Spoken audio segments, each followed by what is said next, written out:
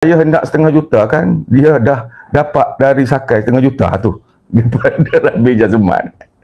Takkanlah kau dah benang kes 1/5 juta dengan Sakai Labis tokek kuari tu. Takkan makan sorang-sorang ku. Memang kalau kau kata kau benang 1/5 juta, kami percaya.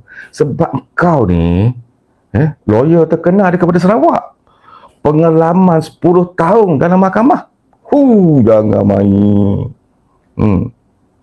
Apa saja kes mai kat dia strike out.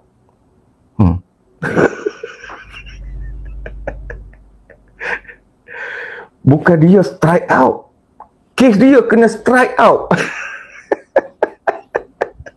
Yang dia kena je strike satu je, terus in terus.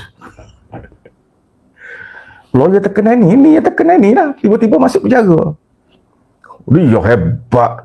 Kes apa dalam mahkamah, semua technical problem dalam mahkamah ni dia tahu semua. Dia strike out. Dia kata dia strike out, benarnya kes dia semua kena strike out. Last kali dia kena, semua ilmu yang dia dapat 10 tahun daripada mahkamah tu, pengalaman dia, kehebatan yang dia ada sebelum ni, tak jalan, tak pakai. Kena strike ya, terus in. Masuk penjara 8 bulan. Air guyup. Keluar aku kering macam unta jalan. Pongkuk. Pudih sana pudih ni.